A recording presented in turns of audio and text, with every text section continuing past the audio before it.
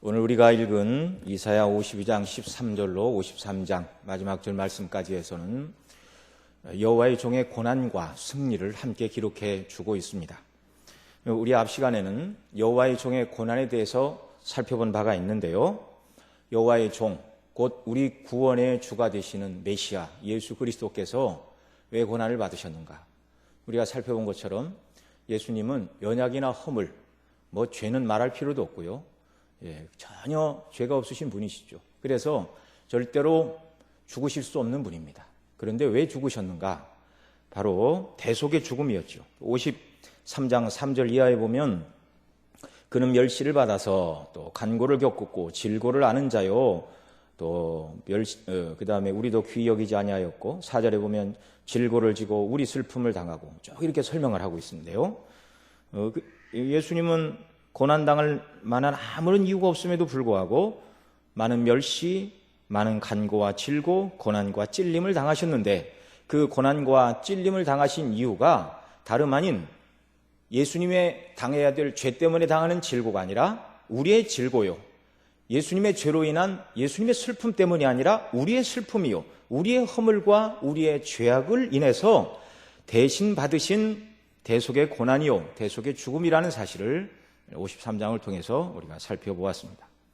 오늘 이 시간은 그 고난을 받으신 여호와의 종, 여전히 고난받고 고난의 낮은 자리에 계신 것이 아니라 고난의 낮은 자리에서 승리하신 그 영광과 그 다음에 그 승리를 통하여 우리에게 주시는 구원, 그 예수님 안에 있는 우리에게 주시는 상급, 이것들이 무엇인가 오늘 본문을 통해 살펴보면서 성령께서 주시는 은혜를 함께 받기를 원합니다. 자, 먼저 여호와의 종의 네 번째 노래가 52장 13절로 53장 12절까지라고 말씀을 드렸는데요.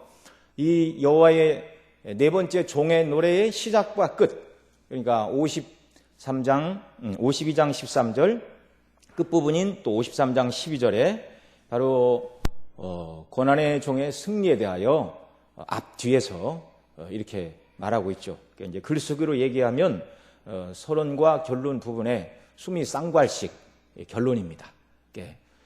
그리스도의 승리의 영광과 그로 말미암아 주어질 복락을 앞뒤에서 얘기를 하고 그리고 그 다음에 이제 가운데 이것을 가져오게 하는 고난의 내용을 가운데 기록하고 있다. 그런 얘기입니다. 이해를 돕기 위해서 잠시 설명을 드렸고요. 자, 그래서 먼저 우리 52장 13절 말씀 함께 같이 읽겠습니다. 여호와께서 가라사대 보라 내 종이 형통하리니 받들어 높이 들려서 지극히 존귀하게 되리라. 정말 예수님이 우리를 사랑하셔서 그리고 우리를 불쌍히 여기사 대신 죽으신 죽음이라 할지라도 예수님이 죽고 끝이라면 그것은 참 절절한 사랑의 이야기다. 이렇게밖에 이야기할 수가 없죠. 죽으시고 끝이었다면 승리도 아니고 능력도 아니고 세월이 가면 잊혀질 일이고 아무것도 아닌 것이 되는 것이죠. 주님은 대속의 죽음을 당하시고 무덤에 장사되시는 것으로 끝마치기 위해서 이 땅에 오시고 죽으신 것이 아닙니다. 도리어 첫사람 아담의 범죄로 인하여 아담의 후손들이 당하게 된 모든 저주와 형벌을 종식시키시고, 물론 이제 예수님 믿는 자들을 말하죠. 또 첫사람 아담이 범죄로 인하여 하나님께서 창조시에 주셨던 그 영광스러운 참사람의 그 영광스러운 자리를 잃어버렸죠. 이걸 회복시켜 주시고 더 나아가 창조 때 부여받은 지위와 영광을 뛰어넘는 더 큰 구원으로 아담은 하나님을 아버지라 부르지는 못했습니다. 그런데 그리스도 안에서 우리를 구원하사 하나님께서 우리를 자녀라 부르시고 우리는 하나님을 아버지라 부르는 놀라운 은혜를 얻게 되었죠. 고난의 종으로 오시어 고난받으시고 승리하심으로 어떤 일이 달라졌는가? 바로 이런 점이 달라졌다는 것이죠. 자, 본문 내용을 우리가 살펴보기 전에 예수님과 연합된 저와 여러분 모두도 주님의 고난에 함께 참여하라고 성경은 말씀하고 있는데요. 그러나 주님의 고난에 참여하면 어떻게 되는가? 주님이 고난받으시고 승리하시고 영광을 얻으신 것처럼 주님과 함께 고난을 받고 이 십자가를 지는 사람들은 이 고난 다음에 주어지는 영광이 있다고 똑같이 주님이 고난 이전에 승리를 예언하고 있는 것처럼 예수님 안에 있는 저와 여러분들에게 믿음의 분투를 당부하면서 이미 우리는 이 싸움에서 승리할 수 있고 또 이 싸움 다음에 얼마나 큰 영광과 약속이 우리에게 주어져 있는가를 성경이 말씀하고 있다는 것입니다. 칼빈은 기독교 강요 3권 8장에서 성도의 삶을 십자가를 지는 삶으로 규정을 하였는데요. 그리스도께서 십자가를 지신 것처럼 신자들은 자신의 십자가를 지고 그리스도를 따라야 한다고 가르치고 있습니다. 그 십자가는 여러 가지가 있습니다. 이것이 하나님께서 성도를 훈련시키는 방법인데 자녀에게 일정한 시련을 주시는 것이 하나님 아버지의 뜻이라고 칼빈 목사님은 말합니다. 주님의 전 생애가 십자가를 지는 것이었는데 우리도 십자가를 지는 것에서 예수님의 제자인 저와 여러분도 십자가를 지는 것에서 면제되지 않았다는 것입니다. 우리는 십자가를 지는 것은 주님의 모범을 따르고 고난에 동참하는 일이라고 성경이 가르치고 있는데요. 그런 후에라 그리스도인들이 부활의 권능을 맛보고 또 그리스도와의 사귐을 누리고 구원을 촉진한다. 칼빈 목사님은 이렇게 가르치고 있습니다. 자, 이처럼 주님의 승리는 미리 예견된 것으로서 승리를 미리 알고 받으시는 고난이시죠. 내가 이런 대가를 치르고 과연 얻는 것이 무엇인가 알지 못하고 당하는 고난이라면 힘들기 짝이 없을 것입니다. 여러분 뭔가 열심히 노력을 했는데 그것이 주어질지 모른다. 그냥 그것처럼 사람을 답답하게 하는 게 없는 것입니다. 그러나 예수님은 고난 이전의 승리를 성경이 말씀하고 있고 또 마찬가지로 그리스도 안에 있는 저와 여러분들이 믿음을 따라 살아가게 될 때 하나님께서 어쩌면 무엇을 주실지도 모른다는 것이 아니라 그리스도 안에서 믿음을 따라 십자가를 지고 고난받으신 주님과 연합되어 기꺼이 그리스도의 남은 고난을 우리의 몸된 육체에 사도 바울과 같이 채우고자 노력하는 자들에게 하나님은 승리를 약속하셨고 약속하신 그 승리와 복락은 한치 오차도 없이 그 백성들에게 온전히 주어진다는 사실을 기억하시고 믿으시기 바랍니다. 그래서 성도들이 믿음으로 행하는 모든 일들은요 하나도 하나님께서 기억하시지 않는 것이 없고 믿음으로 행한 모든 일들은 하나도 상급을 잃지 않는다는 이 분명한 사실을 견고하게 붙드시는 귀한 역사가 있기를 바랍니다. 참 이 세상은 그렇지가 않아요. 오늘날 이 취업의 문이 좁으니까 젊은 사람들이 다 이렇게 공무원 시험 열심히 이렇게 하는데 어떤 사람은 1년, 2년, 3년 해서 붙기도 하고 안 붙기도 한답니다. 몇 달 공무원 시험 준비를 해서 안 붙으면 왜 그것도 못 붙느냐 그러는데 그렇지 않아요. 경쟁률이 수백 대 1입니다. 몇 년씩 해야 가까스로 그 취업의 문을 통과할까 말까. 하나님을 섬기는 우리 신앙의 여정에서는 그렇지가 않다는 것입니다. 누구든지 하나님께서 주신 그 구원의 놀라운 은혜를 받은 자들이 구원의 기쁨과 감격을 따라 또 하나님께서 자기에게 주신 능력의 범위에 따라서 최선을 다하고 십자가를 지고 주님을 따라가는 이 삶을 살아갈 때 반드시 하나님께서는 어떤 경우도 상급을 잃지 않으신다는 사실입니다. 이것을 생각하며 정말 주와 함께 영광을 얻기 위하여 그리스도의 고난에 기꺼이 참여하는 믿음의 역사가 저와 여러분 모두에게 더 넘쳐나기를 바랍니다. 자, 우리가 읽은 52장 23절 말하는 대로 보라 내 종이 형통하리니 받들어 높이 들려 지극히 존귀하게 되리라. 고난 다음에 형통이 올 것인데 그 형통의 내용을 세 가지로 말하고 있습니다. 첫째는 받들어, 둘째는 높이 들려서, 세 번째로는 지극히 존귀하게 될 것을 말씀하고 있습니다. 신구약 성경을 통해서 이 말씀을 해석하면 첫째, 받들어란 말은 죽은 자 가운데서 다시 일으키심을 받을 부활을 말씀하고 있습니다. 두 번째, 높이 들려서란 이 말씀은요, 부활하신 후 주님이 40일 후에 구름을 타고 하늘로 올라가셨는데 바로 하늘로 올라가신 그 사건, 승천을 말씀하고 있습니다. 지극히 높이 들렸습니다. 원래 계시던 하늘의 영광의 자리로 지극히 높이 들려 다시 올라가셨습니다. 그리고 세 번째, 지극히 존귀하게 되리라, 이렇게 말씀하고 있는데요.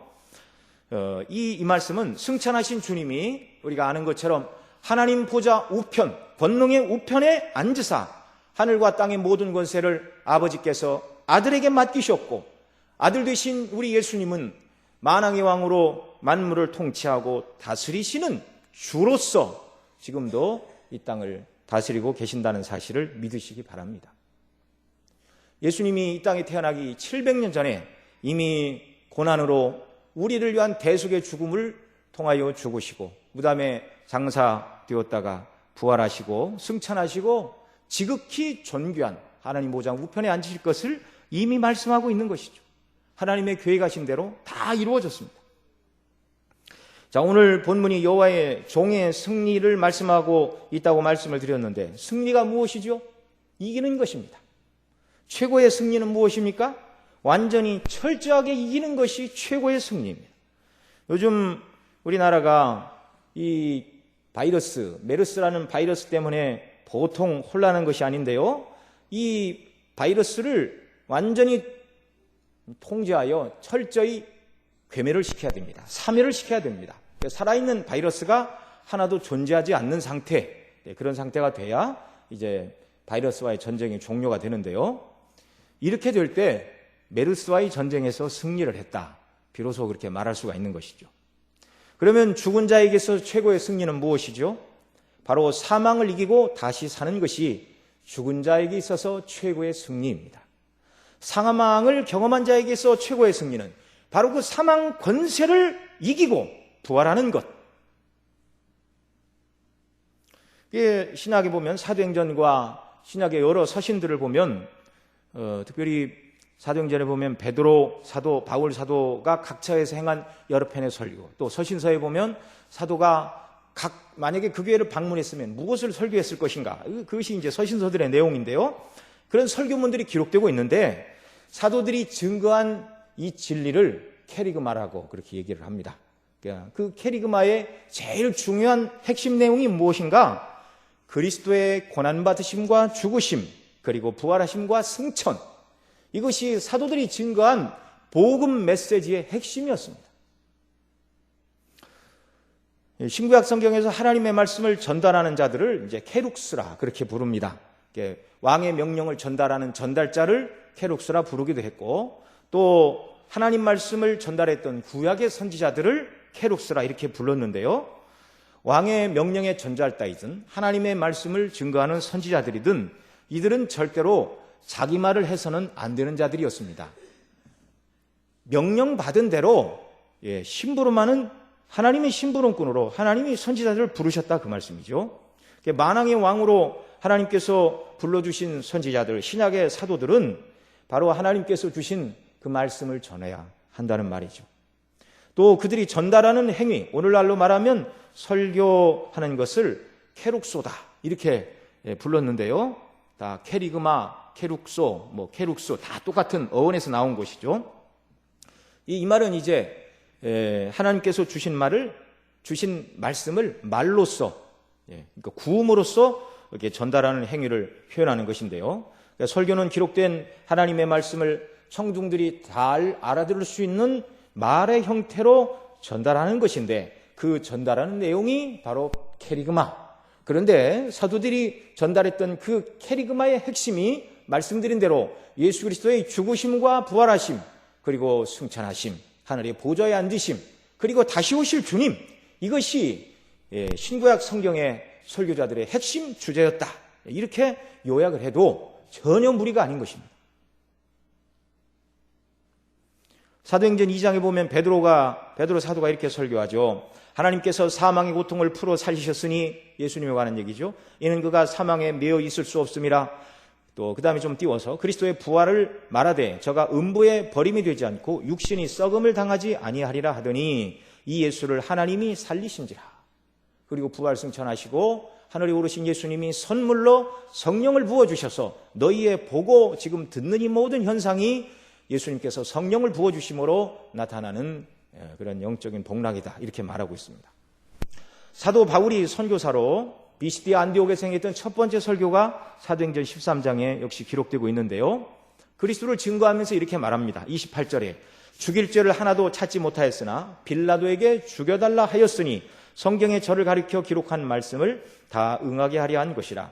후에 나무에서 내려다가 무덤에 두었으나 하나님이 죽은 자 가운데서 저를 살리신지라. 그리고 31절로 41절에서는 성경에 기록된 대로 역시 썩음을 당치 않게 하시려고 부활하게 하셨다는 내용을 증거하고 있습니다. 또 바울은 예루살렘에서 복음을 증거하다가 이방인을 데리고 성전에 갔다는 무고를 당해서 체포를 당하였습니다. 그때 자신이 부활의 주님을 만났다는 사건을 증거했죠. 그리고 그 주님이 나에게 이방인에게 가서 복음을 전하라, 거기까지 얘기하자 이방인도 구원 얻는다는 소리를 한다고 유대인들이 돌을 들어 그를 치려고 했습니다.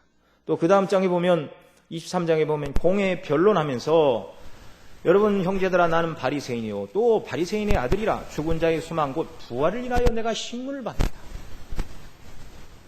그러나 항상 메시지의 중심이 그리스도의 죽으심과 부활하심, 승천하심과 하나님 보좌에 통치하시고 다시 오실 주님을 증거했습니다.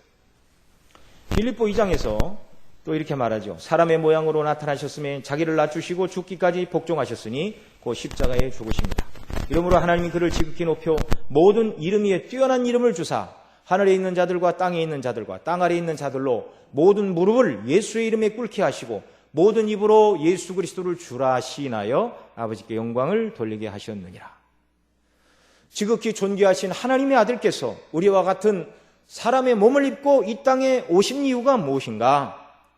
우리를 대신하여 완전히 율법에 순종하시고 또 우리 죄를 대신 담당하는 대속의 제물로 죽으시고 무덤에 장사되셨지만 빌립보 2장에 말하는 대로 그런 일을 감당하사 하나님이 그를 지극히 높여 모든 이름 위에 뛰어난 이름을 주셨다. 낮아지신 예수님을 지극히 높이시는 그 과정, 오늘 우리가 읽은 이사야 52장 13절에도 그를 받들어 높이 들려 지극히 존귀하게 하셨다 이렇게 말씀하고 있는데요. 같은 말씀이죠. 같은 원리를 말하고 있습니다.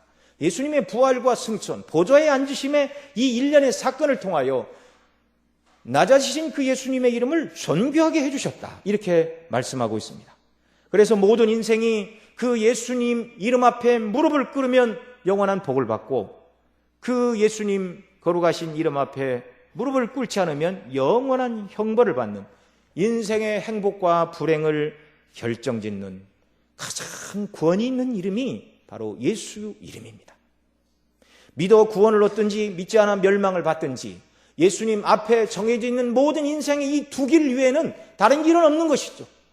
그 앞에 무릎을 꿇고 믿어 구원을 받든지 믿지 않고 거역하여 영원한 저주와 형벌에 떨어지든지 믿는 저와 여러분에게는 구원의 주님이 되셨고 믿지 않는 자들에게는 영원한 심판의 주가 되시는 이 권세, 바로 죽으시고 부활하시고 승천하신 그리스도에게 주어진 권세입니다.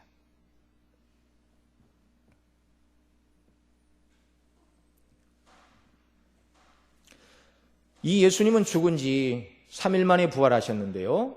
우리 주님은 죽으시기 전에 마태복음 12장 40절에 보면 요나가 밤낮 사흘 동안 큰 물고기 뱃속에 있던 것 같이 인자도 밤낮 사흘 동안 땅속에 있으리라 그렇게 말씀해 주셨습니다.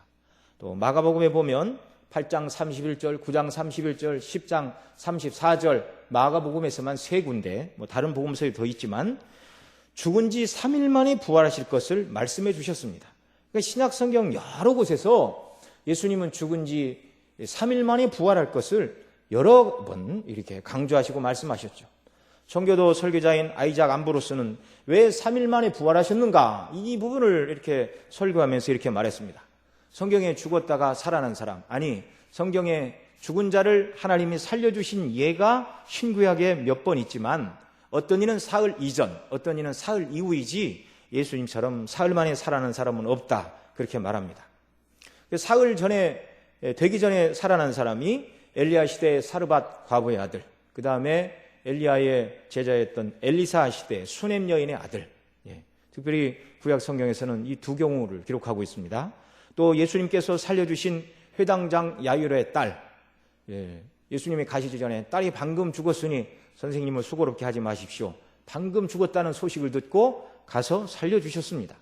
나인성 과부의 아들, 이게 장례를 치르는 행렬 가운데 무덤 행례를 멈추게 하시고 살려주셨는데 오늘처럼 3일장을 치르고 그러지 않았습니다.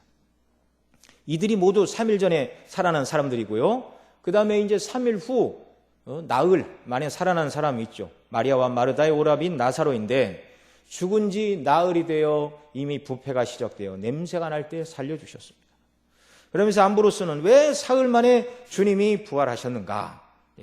첫째는 사흘 이전에 예수님이 부활하셨다면 진짜 죽은 것이 아니고 기절했다 살아났다라고 사람들이 오해를 불러일으킬 수 있기 때문이다. 그렇게 설명을 합니다. 예수님이 3일 만에 부활하셨어도 그 지키던 자들이 두려워 떨고 그 부활의 사건을 말했을 때 당시 예수님을 못 박았던 유대 종교 지도자들이 그들에게 돈을 주며 거짓말을 하라고 그랬죠. 살아난 것은 아니고 예수님의 제자들이 와서 훔쳐갔다라고 말하라. 그러면 사흘이 넘어서 부활할 수도 있죠. 보통 사흘이 넘으면 유대 장례법으로 죽은 사람 몸에 향유를 붓고 모략이 이를테면 이제 썩지 않게 하는 그런 이제 역할을 하는데요. 방부제 역할을 하는데요. 이런 것을 넣었다 할지라도 사흘이 지나면 이제 죽은 시체에서 부패가 시작된다는 것입니다. 그 예가 나사로의 예이죠. 나사로의 무덤 앞에 서서 예수님이 돌을 옮겨 놓으라 말씀하실 때 마르다가 대답합니다. 주여, 죽은 지가 나흘이 되었음에 벌써 냄새가 나나이다. 자, 그러면 예수님은 사흘 이전도 아니고 사흘 이후에 부활하셨는데요. 사흘 이전에 부활하셨으면 죽은 것이 아니라 기절했다라는 사람들의 억측이 있을 것이고, 사흘이 지나면 왜 부활을 못하십니까? 부활하실 수 있죠. 사흘 지나서 그 몸의 부패가 진행된 다음이라도 얼마든지 예수님은 부활하실 수 있습니다. 부패가 진행된 다음에 부활을 못하실 이유가 뭐가 있겠습니까? 그러나 이것은 성경을 이루시기 위함입니다. 앞서 예수님의 부활을 증거했던 사도 베드로의 사도행전 2장의 설교에서 뭐라고 그랬죠? 그리스도의 부활하심을 말하되 저가 음부에 버림이 되지 않고 육신이 무엇을 당치 아니하였다고요? 썩음을 당치 아니하였다. 예수님은 죽으시고 무덤에 장사가 되셨지만 부패가 시작되기 전에 부활하셨다는 말입니다. 또 사도 바울이 행한 비시디 안디옥 설교에서도 마찬가지입니다. 그러므로 또 다른 편에 일렀으되 주의 거룩한 자로 썩음을 당치 않게 하시리라 하였으니 다윗은 당시에 하나님의 뜻을 쫓아 섬기다가 잠들어 그 조상과 함께 묻혀 썩음을 당하였으되 하나님이 살리신 이는 썩음을 당치 아니하였나니 이렇게 말하고 있죠. 그래서 주님은 사흘 전에 일찍 부활하심으로 죽지 않았다는 논란을 잠재우시고 또 너무 늦게 부활하심으로 육체가 부패되기 전에 썩음을 당치 않게 하신다는 이 시편 16편 10절의 말씀을 성취하게 하여 사흘 만에 부활하셨다고 암브로스는 그렇게 증거를 했습니다. 우리 구주 예수님은 죽으시고 부활하심도 성경대로이죠.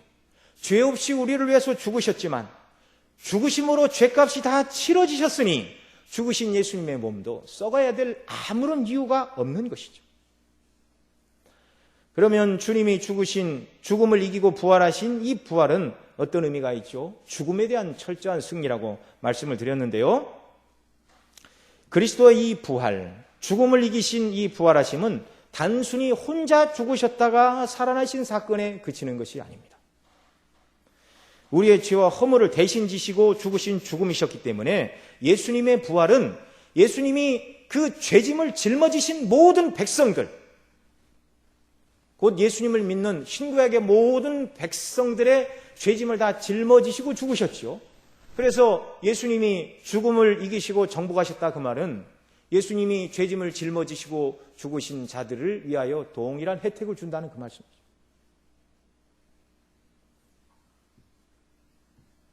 부활을 통해서 죽음의 원인인 죄에 대한 승리요, 죄의 결과인 사망에 대한 승리를 선언하시는 것이었고, 역시 예수님의 부활은 우리 모두에게도 동일하게 적용된다는 사실입니다. 부활을 통해 그리스도가 죄에 대한 하나님의 의를 온전히 만족시키고 대속을 이루셨다는 것을 명백히 보여주시는 것이 부활입니다.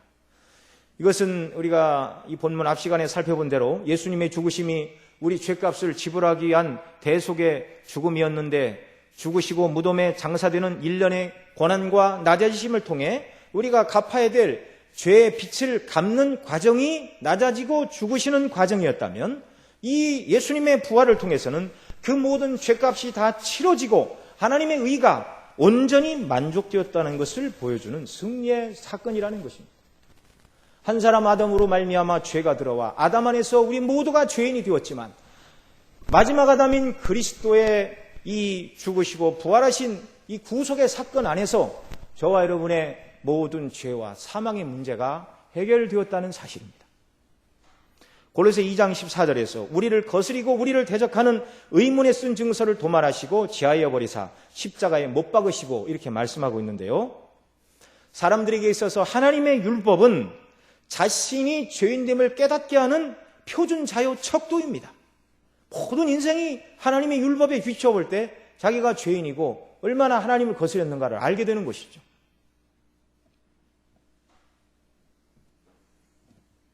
그래서 그 율법에 비추어 보면 사람은 누구나 자신이 얼마나 하나님 앞에 그악한 악을 저지른 죄인인가를 깨닫게 되는 것이죠.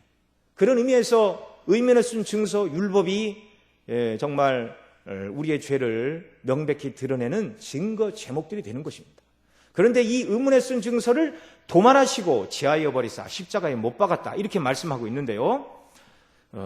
우리 각 개인의 죄를 기록한 이 증서, 이 모든 것, 예수님이 십자가에서 우리가 진 빚을 청산하시고 그 증거도 소멸하셨다는 것입니다. 구약시대 어떤 사람에게 빚을 졌을 때 이 빚을 처분하는 방법이 첫째는 빚을 갚아야 되고 두 번째로는 빚진 내용을 기록한 증서를 찢어버리거나 불에 태워야 하는 것입니다. 이해가 되시죠? 무슨 말씀인지. 돈을 갚았는데 증서를 회수하지 않으면 다시 갚아야 돼요. 그래서 빚진 증서, 영수증을 달라 해서 찢든가 불에 이렇게 소멸을 시켜야 되는 것입니다. 우리의 죄의 빚은 그리스도의 죽으심으로 갚아졌고 그 증서를 부활하심으로 다 소멸하셨다는 말입니다. 그래서 우리를 거스리고 우리를 대적하여 의문에 쓴 증서를 도말하시고 지하여 버리사 십자가로 못 박았다라고 사도 바울이 선언하고 있는 것입니다. 그래서 사도 바울은 그리스도의 부활을 증거하는 고린도전서 15장에서 사망아 너의 승리가 어디 있느냐, 사망아 너의 쏘는 것이 어디 있느냐 이렇게 말하고 있습니다. 예수님의 십자가의 죽으심과 부활하심으로 그 예수님을 믿고 예수님과 연합되어 있는 저와 여러분의 모든 죄값이 다 치루어졌고 더 이상 죽음의 권세에 굴복당하지 않게 되었다는 것입니다. 죽은 자 가운데서 부활하신 예수님을 사도 바울은 부활의 첫 열매라고 이렇게 표현하고 있습니다. 그리스도 안에서 죽은 자는 이미 죄값이 다 치루어졌으니 그리스도 안에서 죽는 자는 영혼은 즉시로 죄에 대한 책임이 다 면해졌기 때문에 즉시로 낙원에 이르게 됩니다. 그리고 주님이 재림하시는 날 하늘에 있는 모든 성도들은 부활의 첫 열매 되신 예수님을 닮아서 예수님 재림하시는 날 예수님이 입으신 낮은 몸이 아닌 거룩하고 영화로운 몸을 성도들도 입게 된다. 완전한 몸의 구속을 받게 된다고 이렇게 말씀하고 있습니다. 그래서 그리스도 안에서 죄에 대한 모든 책임과 죄의 결과물인 사망이 이제 예수님의 죽으심과 부활하심으로 다 폐하여 줬고 그 혜택을 예수님 안에 있는 저와 여러분이 누리게 되었다는 사실입니다.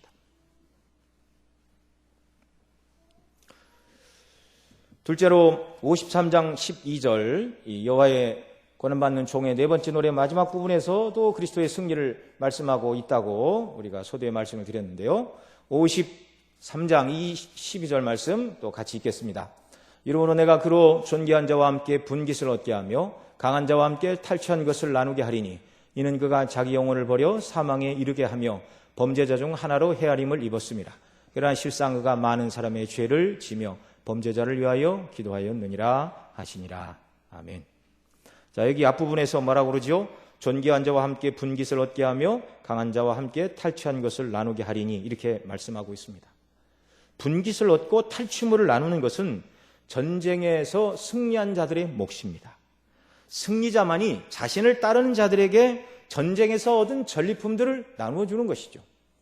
예수님은 자신의 고난과 승리로 얻으신 이 완전한 승리의 결과물들을 믿는 우리에게 나누어 주신다는 말이죠. 바로 죄와 사망의 권세를 정복하시고 이루신 구원의 복이 예수님께서 저와 여러분에게 주시는 승리의 선물인 줄 믿으시기 바랍니다. 현재는 우리의 죄의 책임과 우리를 죄의 책임과 형벌에서 구원해 주셨지만 앞서 말씀드린 대로 예수님 재림의 때가 되면 예수님의 영화로운 몸과 같이 변화되는 몸의 구속도 받게 됩니다. 죄의 유혹을 당하지 않고 온전히 하나님을 영화롭게 섬길 수 있는 그날에 대한 소망으로 기뻐하고 그 은혜를 더욱 사모하는 저와 여러분 되시기를 바랍니다. 또 부활하신 주님이 하늘에 올라가사 성령을 그 백성들에게 선물로 주셨죠. 주님이 이 땅에 승리자로서 전리품으로 우리에게 주신 성도의 삶에 있어서 가장 필요한 은혜가 무엇인가? 이렇게 묻는다면 바로 성령을 보내십니다. 이렇게 말해야 될 것입니다. 하나님의 성령께서는 그래서 저와 여러분으로 하여금 복음 진리를 깨닫게 하시고 복음 진리를 붙들게 하시고 그리스도를 믿는 믿음 안에서 행하는 이런 사람들로 저희들을 인도해 나가시는 것이죠.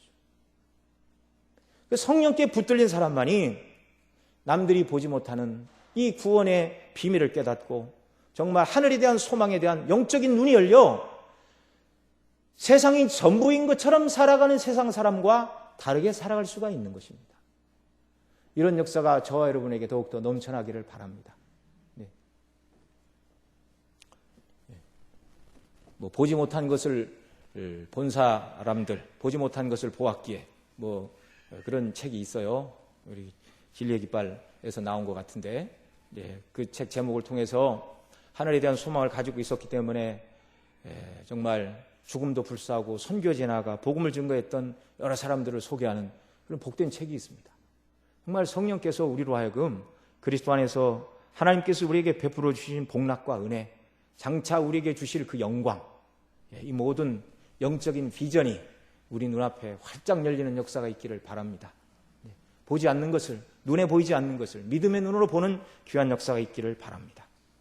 뿐만 아니라 예수님께서 승리하신 그 만왕의 왕으로서 우리에게 또 나누어 주시는 이 승리하신 분의 이 전리품이 또 있죠. 그게 무엇입니까? 이 구원 속에는 만물의 상속권이 포함되어 있습니다.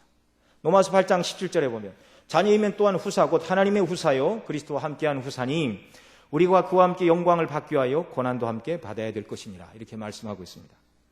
그리스도의 대속의 은혜로 구원받은 저와 여러분은 하나님의 자녀가 되었고 그로 인해 그리스도와 함께한 후사라고 하나님 나라를 물려받을 천국의 후사라고 성경이 말씀하고 있습니다. 너무 염치가 없지만 예수님 안에 있다는 이유로 하나님이 이런 복락을 저와 여러분에게 주시겠다고 말씀하고 계십니다. 기뻐하고 즐거워하시기 바랍니다. 주님이 재림하시는 날 우리는 그리스도와 함께 하나님 나라를 공동 상속하는 상속인이 된다는 것입니다. 부모님들에게 많은 것을 상속하지 못했다고 애통해할 필요가 없습니다. 하나님 나라를 우리에게 주시겠다. 한 분 예수님의 고난과 승리로 이루신 구원으로 말미암아 우리는 죄와 사망에서 구원을 받아 하나님의 자녀가 되었고 몸의 구속도 받게 될 것이고 또 성령을 선물로 받아 이 땅을 승리하며 살아가게 하시고 이런 삶을 살아간 자들에게 하나님 나라를 물려받을 하나님 나라의 공동 상속자들로 부르셨다고 말씀하고 있습니다. 이 소망은 산 소망입니다. 잠시 있다 없어지는 불타버릴 세상에 속한 소망이 아니라 이 소망은 변치 않는 영원한 소망입니다. 세상 것을 위해서 모든 인생들이 그렇게 열심히 노력하며 자기 삶을 살아가는데 우리에게 이미 주신 구원 그리고 앞으로 이루어 주실 하나님 나라의 이 소망에 대한 하나님 나라의 상속자에 대한 이 권리와 영광을 생각할 때 저와 여러분의 마음이 뛰어야 할 줄로 믿습니다. 여러분 무엇 때문에 우리가 막 감동을 받고 흥분되고 막 이렇게 되나요? 천국에 대한 소망으로 하나님 나라를 물려받을 후사라는 이 사실을 인하여 저와 여러분이 흥분하는 역사가 있기를 바랍니다. 그렇다면 이 완전한 구원에 참여하고 하나님 나라를 상속할 이 소망을 가진 우리는 자녀이면 또한 후사, 하나님의 후사요 그리스도와 함께한 후사니 그리고 그 다음에 우리가 그와 함께 영광을 받기 위하여 고난도 함께 받아야 될 것이니라는 말씀을 기억해야 될 것입니다. 서두에 이 말씀을 드리면서 그리스도의 고난 다음에 승리가 보장되어 있다라는 말씀을 드렸는데요. 저와 여러분 모두가 그리스도의 제자로 십자가를 지고 주님을 따르라는 귀한 사명이 믿는 자 모두에게는 주어져 있습니다. 그럼 목사님, 장로님, 특별히 열심히 있는 권사님 몇 분들에게 주신 명령이 아니라 그리스도인이라면 누구나 그렇게 살아야 된다고 주님이 말씀하신 것이죠. 그리스도 안에 있는 자들이 그리스도의 고난에 참여한 후에는 반드시 영광을 얻게 된다. 이게 성경의 일관된 교훈입니다.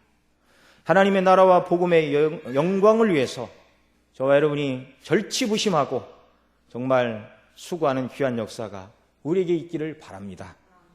요즘 메르스와의 싸움 때문에 약국에서는 마스크와 또 손 소독제, 세정제가 다 팔리고 하나도 없다고 그럽니다. 또 뭐 일주일 만에 어쩌다 한번 소량이 입고되면 바로 매진이 된다는 것입니다. 일부 학교들은 감염을 우려로 이제 휴업을 한 학교들이 있죠. 또 서울시내 모든 초등학교는 애들이 아침에 등교를 하면 선생님들이 교문에서 체온계를 가지고 열을 재고 온도가 나쁜 애들은 집으로 돌려보냅니다.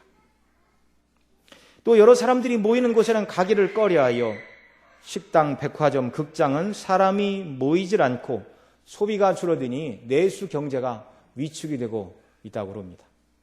오늘 미국 경제연구소에서 발표를 했는데 이 메르스가 한 달 이상 하면 우리나라 경제에 뭐 0.16%의 영향이 미친다. 뭐 그렇게 전망을 했던데요. 여러분, 질병을 예방하기 위해서 마스크를 쓰고 수거하고 소독하고 위생을 깨끗이 하고 조심하는 것 당연하고 마땅한 일입니다. 누가 그런 일들에 대해서 유난을 떤다고 그렇게 말할 필요까지는 없는 것이죠. 몸의 건강과 생명을 위해서 조심하는 것을 누가 탓하겠습니까? 이건 매우 잘하는 일입니다. 그러나 이런 모습을 보면서 한 가지 드는 아쉬움은 육신의 몸의 건강을 위해서 조심하고 경계하는데 구원받은 하나님의 자녀들로서 영적인 일에 더 조심하고 경계하고 자신의 영혼의 유익을 위해서 주님의 명예와 그 나라를 위해서 영적인 생명, 하나님과의 교통을 위해서 믿음의 일들에 힘을 쓰고 애를 쓰고 이렇게 하면 얼마나 더 좋겠는가? 장차 그리스도 안에서 누리게 될 하늘의 영광과 그리스도와 함께 왕노릇할 하나님 나라의 공동 상속자들로서 영적인 일, 믿음의 일, 주님을 섬기는 일, 복음을 증거하고 하나님의 나라를 확장하는 일을 위해서 육신의 건강과 생명을 염려하는 것처럼 이렇게 깨어서 기도하고 힘쓰면 얼마나 좋겠습니까? 얼마나 하나님이 이런 성도를 찾으시며 기뻐하시겠습니까? 이런 성도에게 하나님께서 그 심령 속에 베푸시는 신앙의 활력과 기쁨이 얼마나 크겠습니까? 이런 복락과 은혜를 받아 누리는 저와 여러분 모두가 되시기를 바랍니다. 기도하겠습니다. 사랑하시는 아버지 하나님 고맙고 감사합니다. 여호와의 종의 고난받으심과 그 승리로 말미암아 우리에게 베풀어 주신 은혜가 너무나 크다는 것을 우리가 상고할 수 있도록 인도해 주심을 감사합니다. 예수님 때문에 우리가 죄와 그리고 죽음과 상관없는 자들이 되었고 사단의 모든 권세 아래 굴복지 않는 자들이 된 것을 인하여 감사합니다. 하나님 아버지 구원하여 주셨을 뿐만 아니라 자녀 삼아 주셨고 또 성령을 선물로 주시어 이 땅을 우리의 능력이 아니라 성령을 의지하여 주의 뜻대로 살아가는 자들로 불러주셨고 또 그 영광을 위하여 살아가는 자들에게 장차 하나님 나라를 물려받는 후사로 우리를 택하시고 부르셨다는 이 소망의 말씀을 생각할 때 얼마나 기쁘고 자격 없는 자들에게 얼마나 큰 은혜를 베푸셨는지 하나님의 은혜가 너무나 만극할 뿐입니다. 이 받은 은혜를 늘 기억하고 정말 하나님께서 기대하시는 성도의 모습으로 견고히 서고 그리스도의 복음과 하나님 나라와 그 영광을 위해서 분투하며 싸우는 저희들 되게 하여 주옵소서. 우리 구주 예수님의 이름으로 기도드립니다.